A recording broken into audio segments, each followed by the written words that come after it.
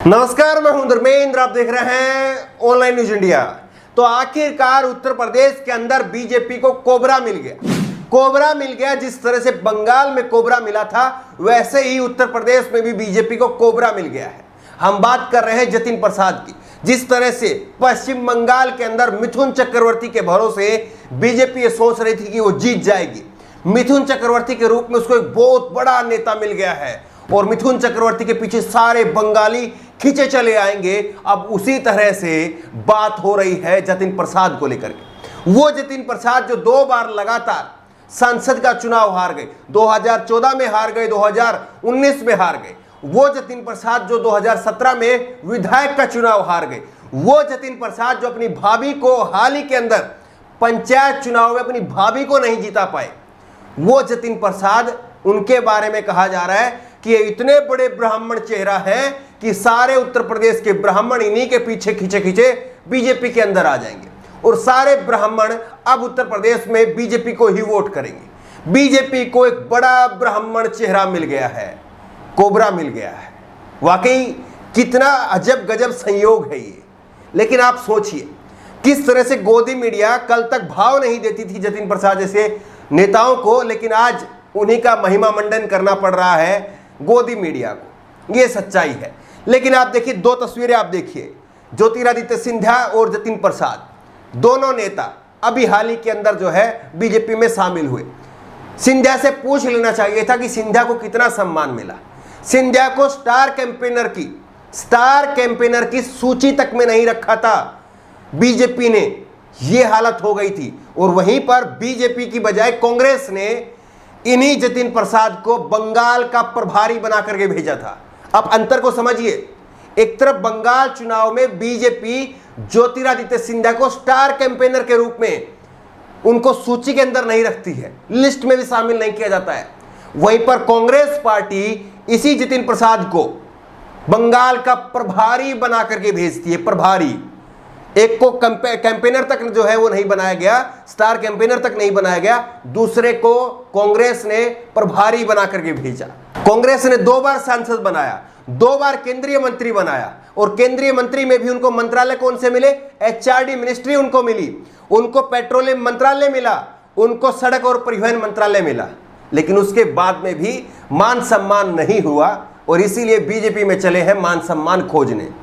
अब सिंधिया से पूछ लेना चाहिए था कि भाई कितना मान सम्मान मिला है, और मान सम्मान तो हमने आपको बता दिया है कि स्टार कैंपेनर की सूची तक में जगह नहीं मिल रही है ज्योतिरादित्य सिंधिया को। यह हालत है। लेकिन देखिए किस तरह से जो नेता आज बड़े नेता, ये देखिए तंज कसा है, रणविजय सिंह ने तंज कसा है। जतिन प्रसाद बड़े नेता हैं, केंद्रीय मंत्री रह चुके हैं, यह कहा जा रहा है गोदी मीडिया की तरफ से। लेकिन सच्चाई क्या है? 2014 का लोकसभा चुनाव हारे, 2017 में यूपी में चुनाव हारे, 2019 का लोकसभा चुनाव हारे। बंगाल में कांग्रेस के प्रभारी थे, कांग्रेस को साफ करवा दिया। यूपी में पंचायत चुनाव में इनकी भाभी नहीं जीत पाई थी और 2019 में जतिन प्रसाद की जमानत जब्त हो गई थी। इतने बड़े नेता हैं, जमानत जब्त हो गई थी। लेकिन अब महिमा मंडन करना पड़ रहा है गोदी मीडिया को। क्या करें, क्योंकि अब वो बीजेपी में आ गए हैं इसलिए।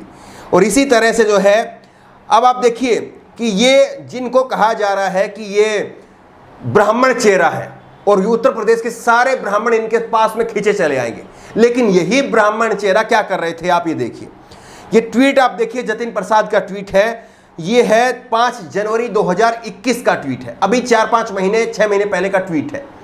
हालांकि इनके ट्विटर पर टाइमलाइन पर जाकर के हमने देखा कि इन्होंने 3-4 महीने से बीजेपी के खिलाफ, योगी आदित्यनाथ के खिलाफ मुखर होकर के हमला करना बंद कर दिया था।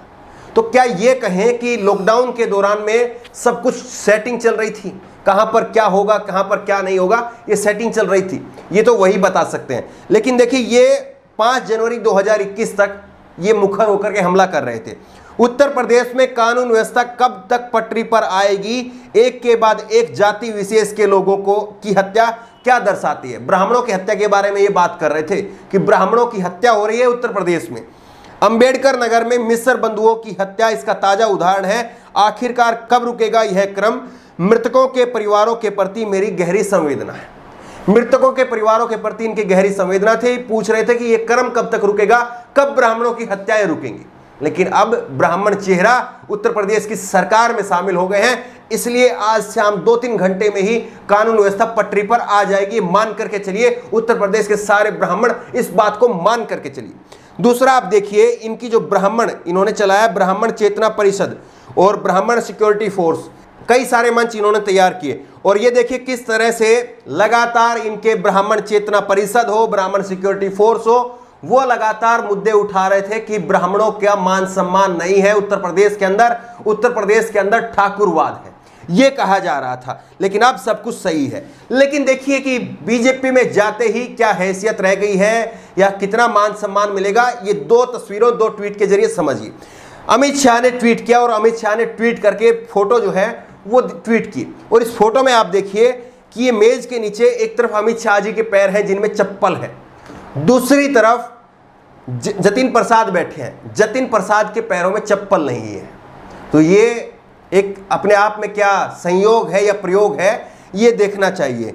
दूसरा आप देखिए कि जेपी नड्डा साहब, जिनका सबसे पहले इन्होंने नाम लिया प्रेस कॉन्फ्रेंस में, जेपी नड्डा का नाम सबसे पहले लिया, नरेंद्र मोदी के नाम से पहले जेपी नड्डा का नाम लिया, तीसरे नंबर पर अमित शाह का नाम लिया। लेकिन जेपी नड्डा साहब का ये ट्विटर हैंडल आप देखिए, 7 घंटे हो गए हैं लास्ट उन्होंने ट्वीट किया था, उससे पहले 16 घंटे पहले उन्होंने कोई ट्वीट किया था। अभी तक जेपी नड्डा ने अपने आधिकारिक ट्विटर हैंडल पर इनका स्वागत तक नहीं किया है।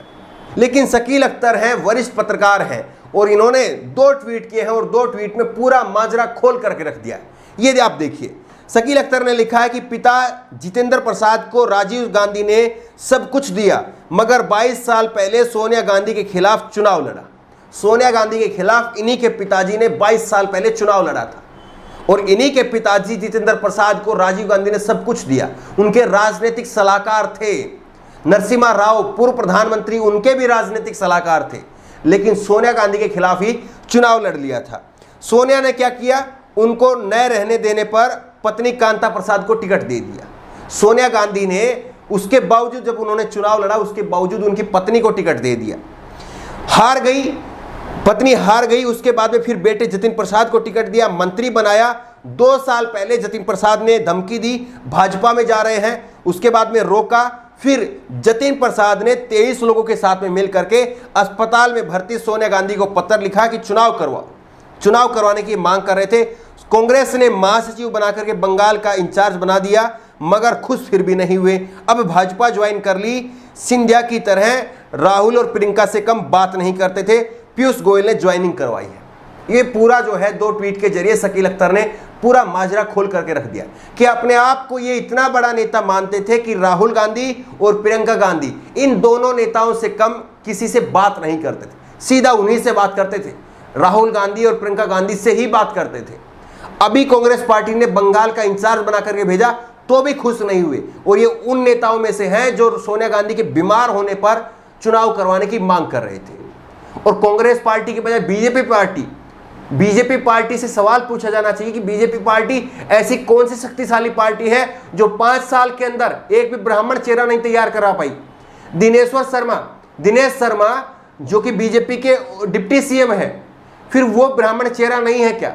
और दिनेश शर्मा को पूछना चाहिए अपनी पार्टी से कि आखिरकार मैं ब्राह्मण चेहरा क्यों नहीं हूं, जबकि 5 साल से मैं उप मुख्यमंत्री हूं। बड़ा सवाल ये है, जो पार्टी 325 सीटें जीतती है, वो पार्टी एक बड़ा ब्राह्मण चेहरा नहीं जीत पाती, खड़ा कर पाती है, और उस पार्टी को कांग्रेस के अंदर से अभी भी नेताओं को लाना पड़ रहा है, जो पार्टी बात करती है कांग्रेस मुक्त भारत की। तो बड़े सवाल है, और इन सवालों के उत्तर जो है वो आने वाले समय में सबको मिलेंगे। इस खबर को लेकर के और जतिन प्रसाद की ज्वाइनिंग को लेकर के आपकी राय क्या है, नीचे कमेंट बॉक्स में अपनी राय जरूर दें। और इसी तरह की तमाम खबरों के लिए ऑनलाइन न्यूज इंडेक्स सब्सक्राइब करें, साथ में जो बेल आइकन है घंटी उसको जरूर दबाएं, ताकि जैसे कोई वीडियो अपलोड करें उसकी नोटिफिकेशन आपको तुरंत मिल सके। धन्यवाद। इस खबर को अभी लाइक करें, शेयर करें, अभी चैनल को सब्सक्राइब करें और घंटी जरूर दबाएं।